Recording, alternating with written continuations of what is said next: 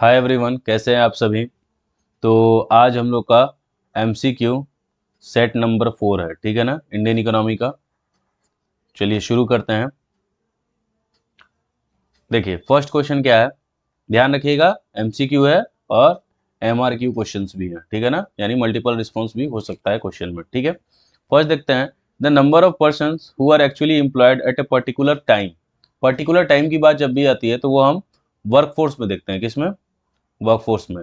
Labour force में तो हम ये भी देख लेते हैं कि जिनकी इच्छा है, जो विलिंग टू वर्क है, उनके पास जॉब नहीं है लेकिन वो विलिंग टू वर्क है, तो वो लेबर फोर्स में भी काउंट हो जाता है। लेकिन वर्क फोर्स में जितने लोग at a particular point of time पे वर्क कर रहे हैं उनको ही हम वर्क फोर्स कहते हैं, ठीक है ना। तो इसका आंसर क्या होगा? बी। नेक्स्ट चलते हैं, the process of moving from self employment and regular salaried employment to casual wage work, ठीक है ना। तो ये डेफिनेशन ही है किसका? Casualisation of workforce. यानी कि सेल्फ, मान लीजिए कोई सेल्फ एम्प्लॉयमेंट का मतलब क्या, कोई बिजनेसमैन हो सकता है, ठीक है, बिजनेसमैन। और रेगुलर सैलरीड एम्प्लॉयमेंट का मतलब कोई सैलरी पर्सन हो सकता है जो जॉब कर रहा है। अगर ये दोनों किसमें चल जाए, उन दोनों की वर्क क्या हो जाए? कैजुअल वर्क हो जाए, तो इसी को हम बोलते हैं कि जो आपका वर्कफोर्स है वो क्या हो रहा है? कैजुअलाइजेशन ऑफ वर्कफोर्स हो रहा है। यानी जो आपका वर्कफोर्स है वो चेंज होकर कैजुअल वर्कअप कर रहा है, ठीक है ना। मान लो इन दोनों की जॉब चल जाती है, बिजनेस खराब हो जाता है, इसकी सैलरी जॉब ही चल जाती है, और वो कैजुअल वर्क कर रहे हैं, मतलब आज काम है कल काम नहीं हो सकता। तो वैसे उसी चीज को हम क्या बोलते हैं? Casualisation of workforce. नेक्स्ट है अनएम्प्लॉयमेंट रेफर्स टू। तो इसमें सीधा सीधा आपसे डेफिनेशन पूछा जा रहा है कि अनएम्प्लॉयमेंट का डेफिनेशन क्या होगा। तो फर्स्ट क्या है? Who are not willing to work, जिसके काम करने की इच्छा ही नहीं है, तो उसे हम अनएम्प्लॉयमेंट नहीं बोलते हैं, ठीक है ना, वो तो बदमाशी है, बेगारी है, ठीक है ना। तो who are willing to work but do not get work, ऐसे इसका पूरा डेफिनेशन तो ये होता है, you are willing to work, willing to work होना चाहिए at a prevailing wage rate, ठीक है ना। जो भी मार्केट में वेज रेट चल रहा है उस पर भी वो काम करने को तैयार हो, लेकिन उसके बाद भी उसको जॉब नहीं मिल पाए, नॉट गेट वर्क, उसको हम अनएम्प्लॉयमेंट कहते हैं। ये पूरा डेफिनेशन हुआ आपका, ठीक है। तो इसका आंसर क्या हो जाएगा? बी। नेक्स्ट चलते हैं, फोर्थ है the major causes of unemployment in India. Unemployment के मेजर कॉजेज क्या क्या है इंडिया में? अंडर डेवलप एग्रीकल्चर, सेकंड है रैपिड पॉपुलेशन ग्रोथ, सी है हाई ग्रोथ ऑफ इंडस्ट्री, या डी है ऑल ऑफ दिस। आप कमेंट करके भी बता सकते हैं कि इसका आंसर क्या होगा। देखिए अंडर डेवलप एग्रीकल्चर क्या हमारा है, रहा है, बिल्कुल रहा है, उसकी वजह से बहुत डिसगाइज्ड अनएम्प्लॉयमेंट के बारे में भी आप पढ़ चुके हैं।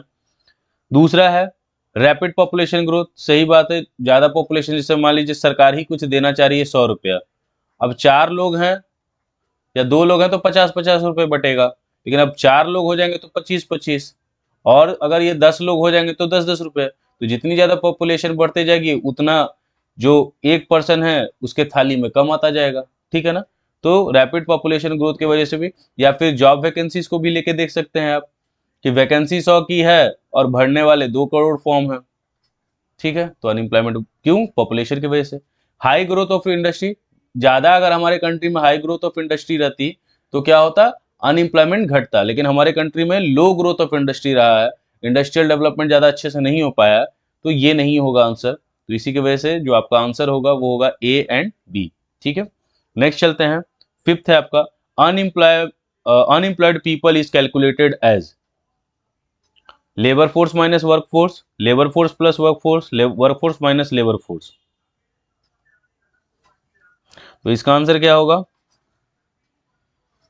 ये होगा आपका लेबर फोर्स, क्योंकि लेबर फोर्स ज्यादा होता है, क्योंकि लेबर फोर्स में देखो, वर्क फोर्स में जो है ना, देखो यहां मैं लिख दे रहा हूं, लेबर फोर्स में क्योंकि हम उन लोगों को भी काम कर रहे हैं, काउंट कर रहे हैं जो विलिंग टू वर्क है, उनके पास जॉब नहीं है बस वो लेकिन काम करना चाहते हैं, ठीक है। और प्लस क्या कर देते हैं? जो वर्किंग है। लेकिन वर्क फोर्स में हम किसे लेते हैं? जो पर्टिकुलर पॉइंट ऑफ टाइम पे वर्किंग है। तो सीधी सी बात है, देखो ये कट जाएगा तो बच क्या जाएगा? जो विलिंग टू वर्क है, काम नहीं है इनके पास, बस काम करने की इच्छा है, तो इसे ही तो हम क्या बोलेंगे? Unemployed people. क्या बोलेंगे? Unemployed people. तो इसका आंसर क्या हो जाएगा? ए, ठीक है, labour force minus work force. Next है seasonal unemployment occurs mainly. Seasonal जो अनएम्प्लॉयमेंट होता है वो किस सेक्टर में आपको दिखता है ज्यादा है? ए है प्राइवेट सेक्टर इंडस्ट्री, बी है पब्लिक सेक्टर इंडस्ट्री, सी है एग्रीकल्चर, डी है बैंक्स। तो इसका सबसे बढ़िया आंसर क्या है, क्योंकि जब कटनी हो जाती है हार्वेस्टिंग के बाद, जब फिर नेक्स्ट क्रॉप लगाना है उस टाइम पीरियड तक देखते हैं हम कि वो खाली रहते हैं, उनके पास कोई वर्क नहीं होता है। हाँ, जिस एरियाज में इंडस्ट्री सेटअप रहता है तो यही जो फार्मर्स है वो जाके इंडस्ट्री में भी काम कर लेते हैं, लेकिन अगर इंडस्ट्रीज नहीं है तो ये खाली बैठे रहते हैं, अनएम्प्लॉयड हो जाते हैं। ठीक है, नेक्स्ट है an arrangement in which a worker uses his own resources to make a living is known as. Simple सी बात है, मैंने आपको प्रीवियस जो एमसीक्यू का सेट था उसमें बताया था, वेज एम्प्लॉयमेंट होता है, एक सेल्फ होता है। सेल्फ यानी खुद को आप रोजगार दे रहे हो, और दूसरा मतलब उसमें अपने रिसोर्सेज का यूज करके आप क्या करते हो, अर्न करते हो। और वेज एम्प्लॉयमेंट क्या है, आपके पास जो भी स्किल है उसको सेल करते हो। जैसे मान लो हम लोग किसी स्कूल में पढ़ा रहे हैं, तो हम क्या कर रहे हैं, अपने स्किल्स को सेल कर रहे हैं, उसके बदले में हमें पेमेंट मिल रहा है। ठीक है ना, तो जो ओन रिसोर्सेज का यूज करके अपनी लिविंग चला रहा है उसको हम सेल्फ एम्प्लॉयड बोलते हैं। ठीक है, नेक्स्ट है disguised unemployment refers to. Disguised unemployment क्या होता है, अभी मैंने प्रीवियस में ही शायद बताया है कि मोर पीपल इंगेज रहते हैं जिनकी जरूरत भी नहीं होती है हमें। ठीक है ना, तो पर्सन विथ नो जॉब बिल्कुल नहीं। More person employed for a job which less can accomplish, यानी कम ही लोग उस काम को कंप्लीट कर सकते हैं। मैंने वो 100 kg वाला एग्जाम्पल दिया था, तो इसका आंसर क्या हो जाएगा, बी। नेक्स्ट है the ratio of labour force to total population is termed as.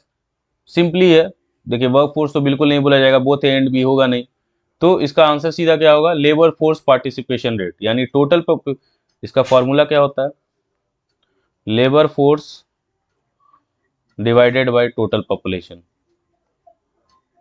इससे पता चल जाता है कि कितना लेबर फोर्स पार्टिसिपेट कर रहा है किसी भी इकोनॉमिक एक्टिविटी में। ठीक है, 10th है आपका, are hired on a permanent basis and also get social security benefits.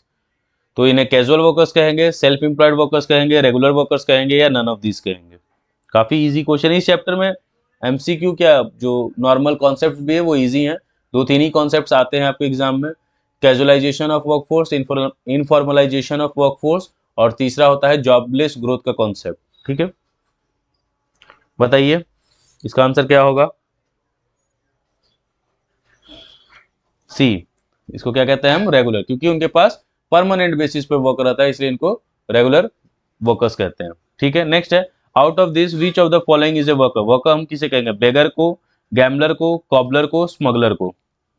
ये भी काफी इजी आंसर है इसका, 12 का सी, कॉबलर, क्योंकि कहीं ना कहीं इकोनॉमिक एक्टिविटी कर रहा है, इलीगल मीन्स से काम नहीं कर रहा है, इसलिए उसको हम वर्कर बोलेंगे।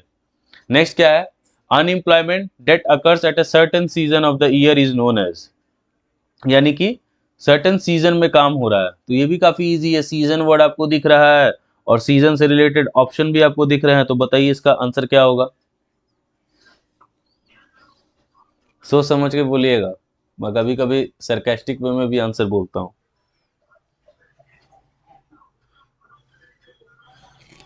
इजी है, सीजनल अनएम्प्लॉयमेंट ही होगा। ठीक है ना, कभी कभी डराना भी जरूरी है। Which of the following is an example of ways employment, यानी इसमें क्या हो रहा है, आप अपने स्किल्स या जो भी आपके पास हुनर है वो आप सेल कर रहे हैं और उसके बदले आपको पेमेंट मिल रहा है। Shopkeeper, professor, trader, doctor employed by hospital. तो देखिए शॉपकीपर तो अपने ही रिसोर्सेज पे काम कर रहा है, तो ये तो बिल्कुल नहीं होगा। प्रोफेसर अपने जो भी नॉलेज है उनको सेल कर रहे हैं, तभी वो प्रोफेसर कहला रहे हैं। ट्रेडर है तो वो कुछ बेच रहा है, ओन रिसोर्सेज है। Doctor employed by A hospital, यानी एक हॉस्पिटल में वो डॉक्टर जाके काम कर रहा है, जिसको भी सैलरी वगैरह मिलती होगी। तो बी और डी इसका आंसर होगा। ठीक है, नेक्स्ट चैप्टर चलते हैं, ये भी चैप्टर आपका डिलीटेड है बट एमसीक्यू मैंने दे दिया और किसी के काम आ जाएगा। क्या है, electricity generated from radio active elements. Radio active है यानी जाहिर सी बात है ये क्या होगा, इसका आंसर एटॉमिक पावर। ठीक है ना, रेडियो एक्टिव एलिमेंट से हम क्या करते हैं, इलेक्ट्रिसिटी जनरेट करते हैं। यूरेनियम के आइसोटोप्स होते हैं, थोरियम के आइसोटोप्स होते हैं, उनसे हम क्या करते हैं, इलेक्ट्रिसिटी को जनरेट करते हैं। विच of the following is A part of 3 tier system of health infrastructure. तो 3 tier में क्या होता है, एक होता है प्राइमरी हेल्थ केयर, दूसरा होता है सेकेंडरी, इसका आंसर डी होगा। ठीक है ना, इज ए पार्ट ऑफ पूछ रहा है तो ये तीनों ही होते हैं। ठीक है, चलिए आगे बढ़े। नेक्स्ट है which of the following is A renewable resource of energy. तो ये भी काफी बच्चा जैसा क्वेश्चन है, आपने इसको बहुत बार पढ़ रखा होगा। Solar energy, wind energy, thermal energy. तो सोलर एनर्जी कभी खत्म नहीं होगा, विंड एनर्जी कभी खत्म, थर्मल खत्म हो जाएगा, तो इसका आंसर क्या होगा, ए एंड बी। नेक्स्ट चलते हैं, which sector has the largest share in the total consumption of commercial energy. यानी कमर्शियल एनर्जी में सबसे ज्यादा जो टोटल कंजप्शन हो रहा है उसका लार्जेस्ट शेयर कहां से आ रहा है।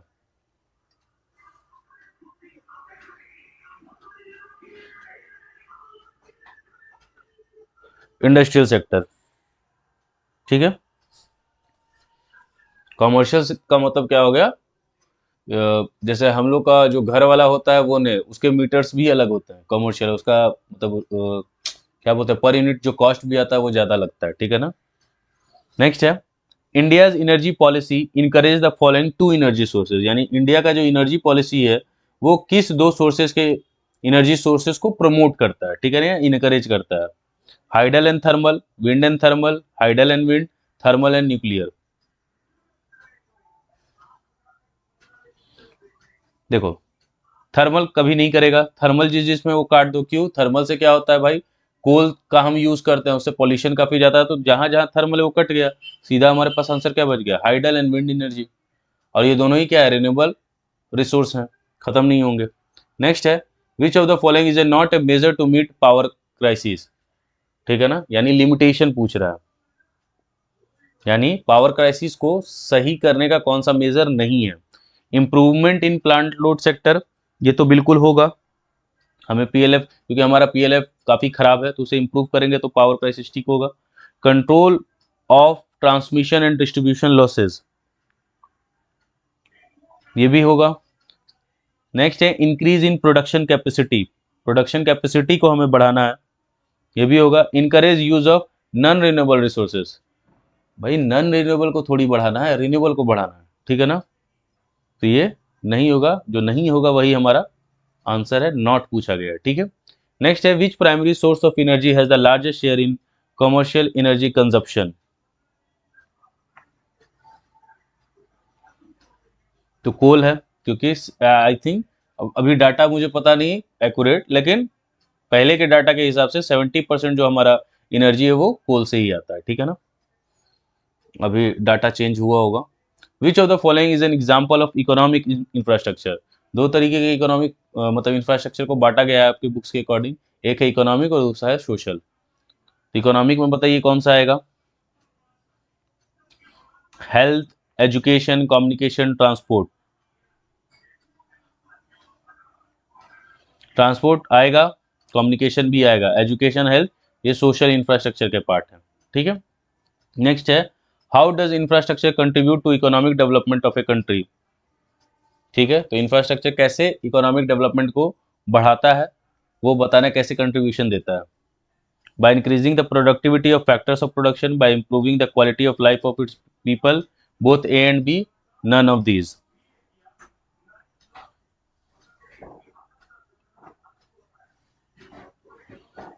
तो इसका आंसर होगा बोथ ए एंड बी। क्यों, देखो ये क्या हो गया, प्रोडक्टिविटी बढ़ा रहे हैं यानी इकोनॉमिक इंफ्रास्ट्रक्चर पे ध्यान दे रहे हैं। Improving the quality of life, तो ये सोशल इंफ्रास्ट्रक्चर पर हम ध्यान दे रहे हैं, और दोनों ही हमारी इकोनॉमी के लिए जरूरी है। अब बताओ, देखो एग्जाम्पल दे दे रहा हूँ, जैसे मान लो ये बिल्डिंग है, ये स्कूल का बिल्डिंग है, स्कूल नहीं होगा तो स्कूल जो आता है वो किस में आ गया, सोशल इंफ्रास्ट्रक्चर में, ठीक है। और ये बिल्डिंग जो बना रही है इकोनॉमिक इंफ्रास्ट्रक्चर में आ रहा है, तो दोनों ही चीजें जरूरी हैं, इसलिए इसमें बोला जाता है गो हैंड इन हैंड। ऐसा नहीं है, दोनों एक दूसरे के complementary and supplementary. Economic infrastructure और सोशल इंफ्रास्ट्रक्चर क्या है, दोनों एक दूसरे के कॉम्प्लीमेंट्री एंड सप्लीमेंट्री नेचर है, ठीक है ना। एक के बिना दूसरा चल नहीं सकता, बस ऐसे समझो, ठीक है। नेक्स्ट है, power generated from water is called, ये तो एकदम 9th-10th में ही तुम पढ़े होगे, हाइड्रो इलेक्ट्रिक पावर बोलते हैं इसको, ठीक है ना। अगर इसमें भी किसी को डाउट है तो 9th-10th भी दोबारा एक बार किताब देखना पड़ेगा लगता है। नेक्स्ट है, from which of the following sources of generation we get the largest amount of power. तो हमें सबसे ज्यादा लार्जेस्ट अमाउंट ऑफ जो पावर मिल रहा है वो कहां से मिल रहा है?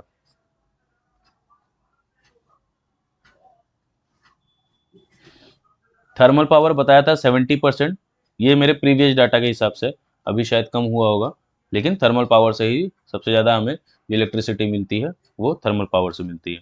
नेक्स्ट है refers to source of energy which have come into use only recently, यानी जिसका इस्तेमाल करना हमने अभी नए नए सीखा है, उसको हम क्या बोलते हैं? Conventional, non conventional, non conventional. ठीक है ना, कन्वेंशनल यानी पुराना ट्रेडिशनल, कोल वगैरह जैसे हो गया, अभी का जो हो गया जैसे सोलर हो गया, विंड एनर्जी हो गया, इसको हमने रिसेंटली यूज करना शुरू किया है। ठीक है, चलिए आगे बढ़ते हैं। विच of the following is a non conventional source of energy? Thermal, wind, nuclear, geothermal.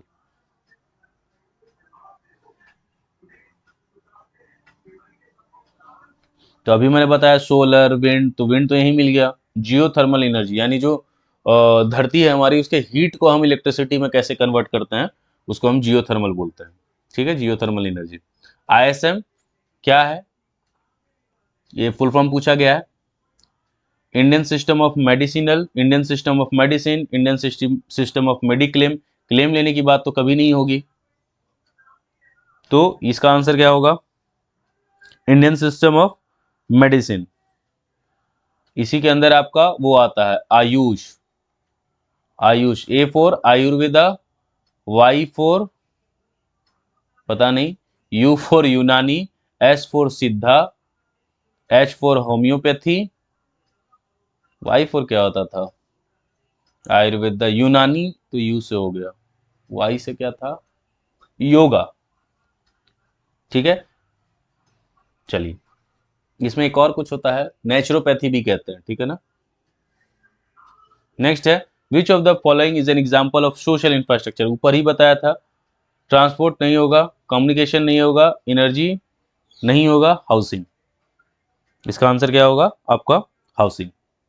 Next है which of the following power is electricity generated from radio active? तो एटॉमिक पावर, ये पढ़ाई है।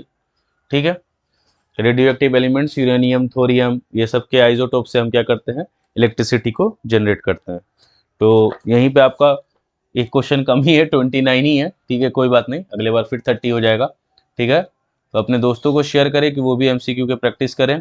ठीक है, केस स्टडीज भी आएगा जल्द से जल्द।